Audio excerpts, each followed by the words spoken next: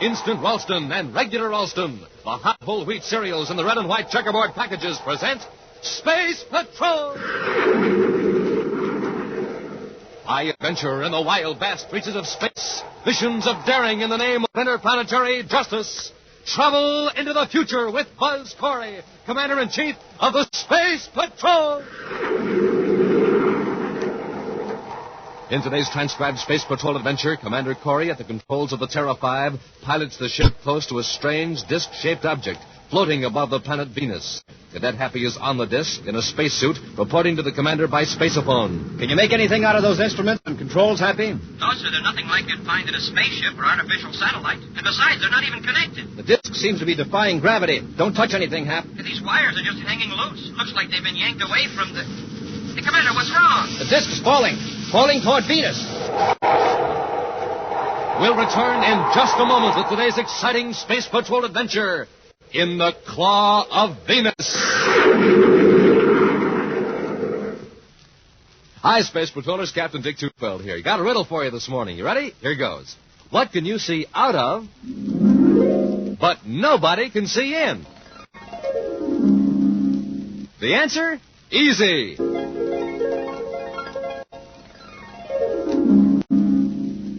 The new sensational Monoview Outer Space Helmet. It's a whole foot high, slips on right over your head, and rests on your shoulders. Yes, sir, it's a neat, complete disguise. And wait till you get your first look through that special one-way eye plate. It's like magic. You're whisked right out of this world into a strange, purple, glowing planet. You see everything clear as day, but tinted with a weird purple glow. And what's more, the Monoview Outer Space Helmet has a gleaming red and jet black lightning flash hood. And swell, real-looking oxygen tanks and breathing tubes printed right on. But best of all, this helmet is yours for only 25 cents and a box top. Now, gang, here's how you get it. Just buy a box of good hot Ralston. Then, with your name and address, send 25 cents in coin and an instant or regular Ralston box top to Space Patrol, Box 686, St. Louis, Missouri. That's Space Patrol, Box 686, St. Louis, Missouri. This offer is good only in the USA and may be withdrawn at any time. And now, here's a special Space Patrol flash. Immediately following today's adventure, Commander Corey will announce the name of the grand prize winner in the Name the Planet contest.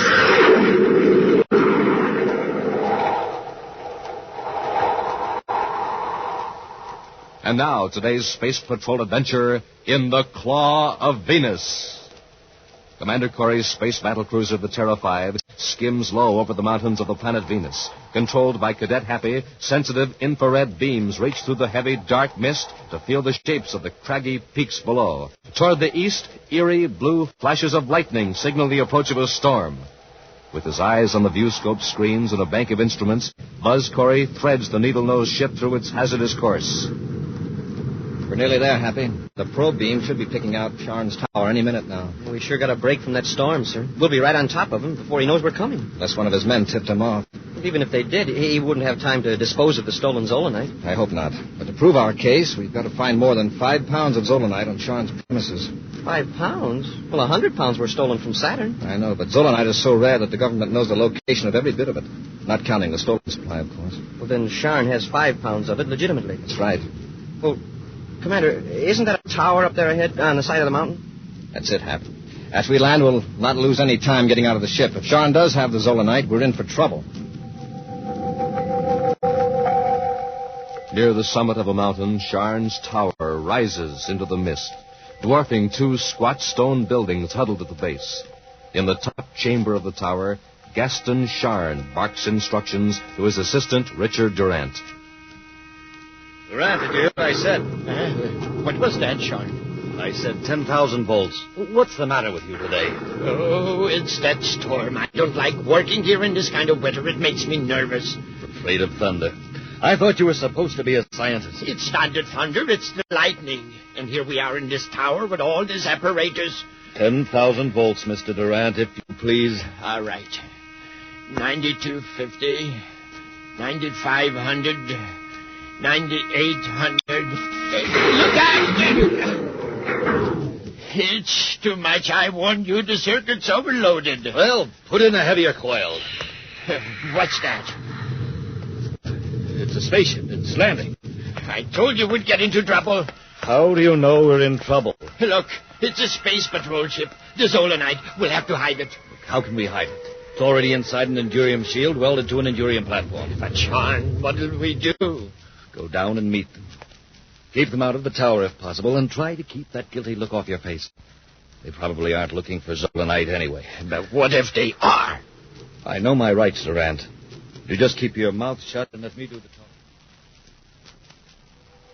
Hurrying down to the living quarters in one of the low buildings adjoining the tower, Gaston Charn hastily spreads several technical books on a table and then settles himself in a chair in an attitude of leisurely concentration. A moment later, Durant greets Buzz and Happy and leads them into the study. Well, gentlemen, this is a welcome break in a monotonous day. Yes, sit down, won't you? No, thanks. Your name is Charn, isn't it? Yes. And you must be Commander Corey by your insignia. Yes. I'll get right to the point, Charn. I have a warrant from the Venus Justice Department authorizing a complete search of your premises. I'm afraid I don't understand, Commander. A search? What for? Charn, 100 pounds of Zolanite was stolen from the government freight depot at Saturn City. 100 pounds? Well, I didn't know there was that much Zolanite in the universe. How much do you have here? Oh, about 5 pounds. Happy, hand me the Zolanite detector. Yes, sir. Here you are. Now, let's see what we can pick up.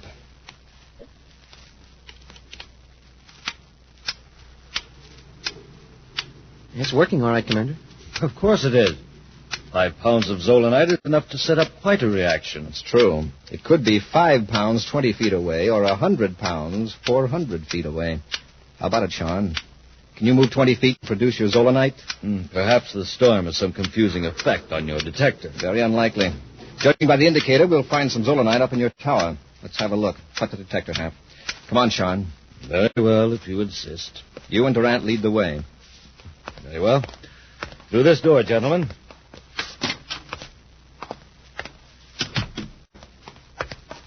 This corridor leads to the tower. Look out! I've been struck by lightning. I told you, Sean. Get a grip on yourself, Durant. You're not hurt. Yeah, if you'd been hit by lightning, you wouldn't be able to brag about it. A bolt hit the tower, just like I said it would. Well, we're not hurt. We'll go up and investigate. No. The tower is damaged. What if the lightning strikes again? Commander, Yes, Hap. that flash must have put the Zolanite detector out of commission. See, it isn't picking up a thing. That's strange. You didn't get a shock or a burn, did you? No, sir. You better not risk the elevator after that bolt. We'll use the stairs. I'll go first. Hap, you watch Durant and Sean.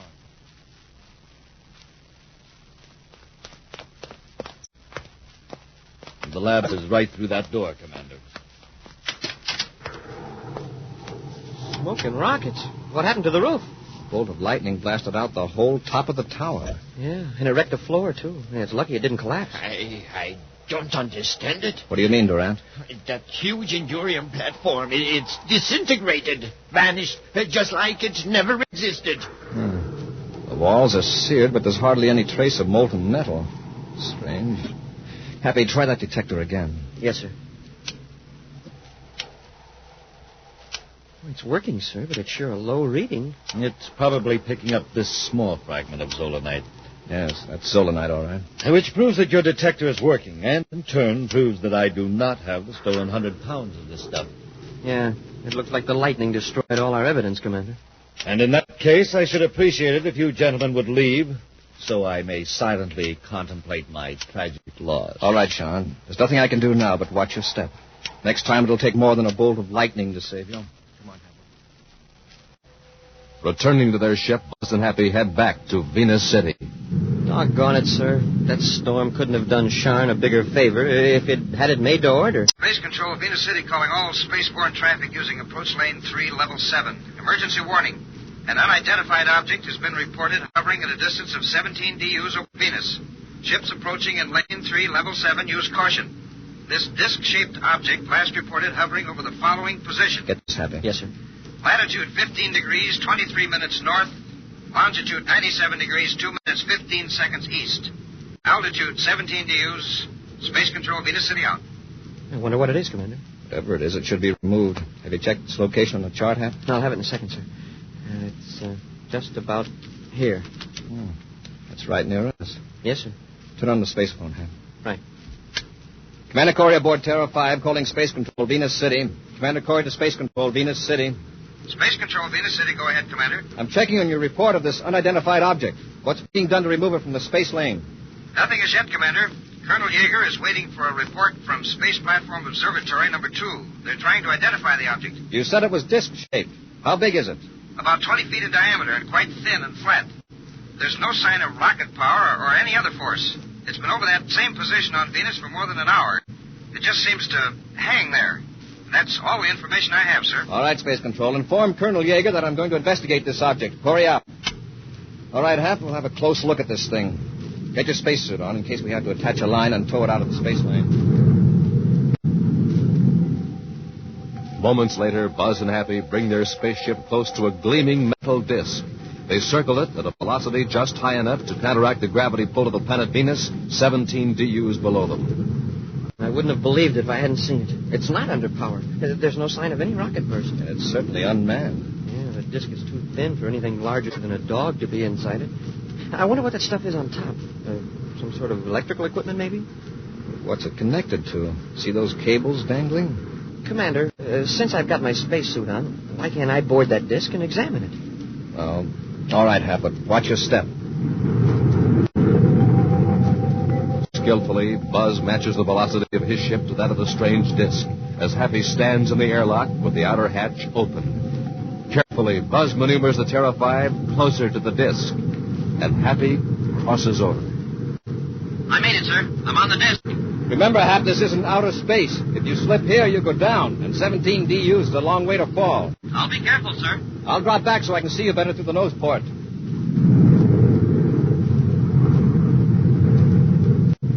Can you make anything out of it, Hap? Not yet, but somehow I get the feeling that this whole object is part of something else. What makes you think that? Well, the bolts and brackets on the disc. It looks like it had been fastened to something and pulled loose. And these controls, they're nothing like anything you'd find in a spaceship or artificial satellite. And besides, they're not even connected. Well, don't touch them, Hap. Never can tell. These wires are just hanging loose. It looks like they've been yanked away from... Hey, Commander, what's wrong with the ship? You're moving away. It isn't the ship, it's you. The disc is falling toward Venus. We'll return to Space Patrol in just a moment.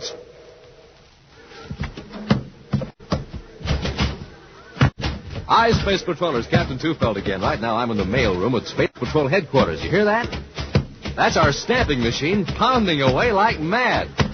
Just listen to those packages going down that mail chute. Man, oh man, it seems like just about every space patroller in the universe wants one of those terrific monoview outer space helmets. There are hundreds, no, thousands of orders coming in.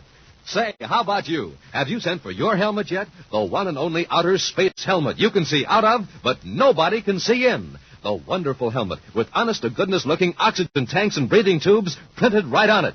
The sensational helmet with the gleaming lightning flash hood and specially constructed outer space ear plates. The helmet that's just like the one Commander Corey wears. Now, to get one, just buy a box of good hot Ralston.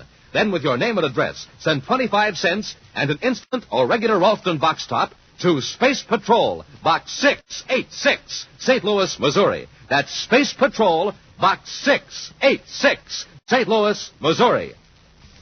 Now, Space Patrollers, if you've already sent away for your monoview outer space helmet, you may have to wait a few extra days. You see, we've been getting so many orders, the Space Patrol mailroom is swamped and working overtime to get them out. So you better hurry now, because this offer soon ends. Send for yours today. And remember, stand by, Space Patrollers, for the name of the grand prize winner in the Name the Planet contest in just a few minutes. And now, back to our Space Patrol adventure in the Claw of Venus. Returning from the remote mountain laboratory of Gaston Shane, who's suspected of stealing a supply of rare, valuable minerals, zolanite, Buzz and Happy rose high above the surface of Venus to investigate a strange disc-shaped object that unaccountably remains suspended over one position on Venus. Donning his spacesuit, Happy stepped from the airlock of the Terra 5 onto the disc to examine it. He touched a dangling piece of wire. There was a flash, and the disc sharply responded to gravity, falling toward Venus, carrying Happy with it. As Commander Corey hastily maneuvers the spaceship, Happy drops away with rapidly increasing velocity. Happy, can you hear me? Yes, Commander. We're going to try to get you off that disc before you fall into the Venus atmosphere.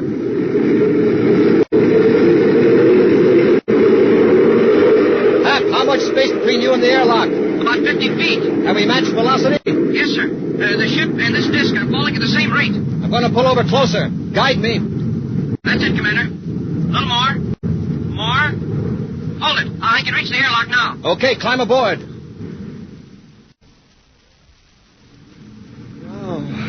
We're going to have to pull out of this trajectory, and I'm going to try to take the disc with us. Apply magnetic holding field. Yes, sir. It's in the field, sir. We've got it. Hope we can hold it on a sharp pull-out. It's an awful strain on the hull of the ship. I'm afraid it's too late. Seems a shame to cut it loose. Check the infrared viewscope, Hap, to see where the disc will land if it continues this trajectory. Yes, sir. It'll land in the Venus Sea, or along the coast, somewhere in the Gartoga Mountains. Commander, what's that? I just turned on the Zolanite detector. Something must be wrong. There's no Zolanite around the disc. Right. We'll try to make the disc land where we can recover it again. Cut magnetic holding field. We'll track it to the viewscope and see where it falls. Keep it centered, Hap, while I level off. Yes, sir. I don't get it, Commander. Zolanite out here on that disc? Well, how did he get there? Remember that hole in the roof of Sharn's tower? Yeah, the lightning. Wouldn't you say that hole was the same size and shape as the disc? Why, yes. Then that disc was in Sharn's tower. It's the Endurian platform Durant said was disintegrated. Oh, that's why we didn't see any molten metal. The whole platform shot up through the roof. But, well, what made it stay suspended 17 DUs above Venus? The tremendous voltage in that bolt of lightning produced some peculiar effect on the Zolanite. And it nullified gravity. It's the only explanation. It maintained the momentum of Venus's rotation on its axis, but soared upward till it reached a point of equilibrium. A new force. Wow. Think what that'll mean to space travel. Hey, we've got to recover that disk and have some experts check it. Yes, but first I want two particular experts to check it. The men that accidentally discovered this new force. Sharn and Durant? Right. When they see the viewscope microfilm of that disk and learn where the object landed, I think they'll get just a little bit. Several hours later, Sharn and Durant sit watching the Interplanet News telecast. Announced the strange disc-shaped object that has been hovering over Venus has crashed. Turn that up, Durant. Yes, sure. The pilot of a space patrol ship sent to investigate the gravity-defying disc reports that the object suddenly descended toward Venus, landing on the coast of the Venus Sea in the Gartoga Mountain region. Because of the difficulty of recovering the object, the Space Patrol will delay further investigation for several days, pending the arrival of a team of experts from Saturn. Now, here is a portion of viewscope microfilm taken from the Space Patrol ship sent to investigate the disk. Look, Durant. You recognize it? It's the Endurium platform from the lab. This is the mysterious object that now lies in the area known as the Claw of Venus. And now, items from the universe of sports. Cut it Today off. in Mercury Stadium. We've got to act quickly, Durant. What do you mean? We've got to get to the Claw of Venus and recover the Zolanite before those Space Patrol scientists get there. But sure. Don't argue. You realize we're the only ones in the universe who know that Zolanite can neutralize gravity? I don't like it. It's dangerous. Don't be a fool. We can control high voltages. Quick now. Get some cutting tools. Then we'll blast off for the Claw of Venus. Miles away, where huge breakers of the Venus Sea batter at the bluffs, a gleaming disk of Endurium lies embedded in shattered rocks on the shore. In a small cave nearby, two men in Space Patrol uniforms wait patiently. Think they'll fall for it, Commander? I think they will, Happy. Not only to get the Zolanite back, but to protect themselves. Sharn knows that if we find the Zolanite, we can prove this Endurium platform came from his lab. I hope they come pretty quick. Tide's coming in. In a few hours, this will all be underwater, including the disc. Yeah. Hey, Commander, you hear that? It's a ship. Coming in for a landing on top of the bluff. Must be Sharn. From their vantage point in the cave, Buzz and Happy watch Sharn and Durant make their way down the steep cliff and start to work. What did we lug that electro-welder down here for? When we get the Zolanite out of the container, I want to seal things up a little, just to confuse the experts. Well, I'm in favor of getting the Zolanite and heading back to the ship. The experts will know this disc has been tempered, but just from the marks of the atomo-torch. They might think the metal was fused by air friction in the fall. After all, it dropped 17 DU. All right, Sharn, Durant, drop those tools. Corey! Happy, take Sharn's blast gun. Yes, sir. And give me that atomo torch, too, Sharn. Why, of course. Here. Why, you... slug them to that. Sharn, let go of that torch. Come on, Durant. Run for the cliff. We come this far. Let's finish them They're off. still conscious. Corey's got his ray gun. Come on, keep behind the rocks and run for the cliff. Halt! Stop where you are. Halt! We're safe. Up the cliff to the ship. You've still got your blast gun. We can pick them up, then get the Zolanite. Why use a blast gun on Corey and the cadet when we can get the same results another way? Halt! When we're past that first ledge, we'll blast the cliff with the gun. That'll leave Corey with a perpendicular wall to climb. Hurry, Durant.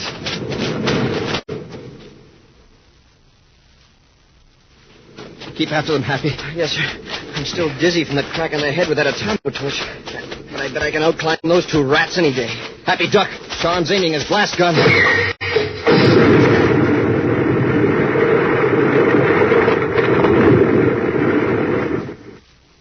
Now, Corey, let me see you get out of that.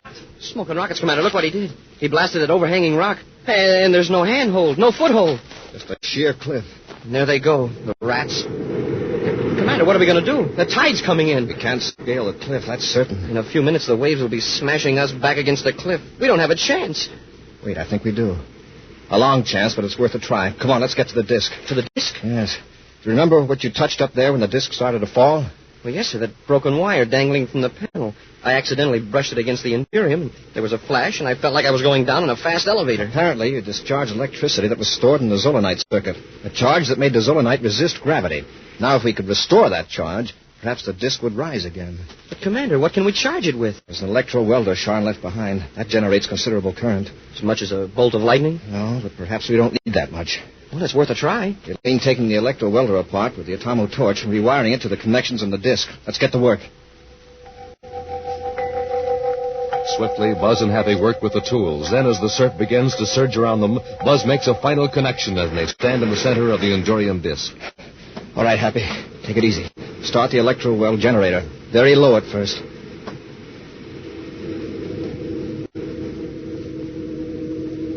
Nothing's happening, sir. Give it more voltage. Steady now. This takes hold suddenly. Maybe the circuit was wrecked when the disc landed on the rocks. Hey, it's beginning to move. I can feel it. Look, we're rising. Hold it, Happy. Hold it right there. We're a few inches off the ground. I'll get off and give the disc a shove toward the cliff. Then we can ride up the face of the cliff and jump off at the top. Hey, that's right. It wouldn't be much good to us if just suspended in empty air. It's hard to move, Hap. Why is that? It's weightless now. As far as Venus gravity is concerned, it's weightless, but it still has its mass and inertia. Now it's moving toward the cliff, sir. The inertia will carry it the rest of the way as we ascend. All right, Happy. Increase the voltage slightly. Here we go, sir. Hold her steady, Hap. We're rising fast enough.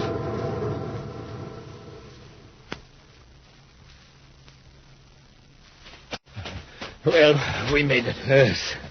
I wonder if Corey's got his feet wet by now. Let's walk down to the edge of the cliff a ways. We can't tell from here. All right. After all, we should shout goodbye before we blast off. Why shout? We're right here. I know. Let's get him, Hap. It'll be a pleasure.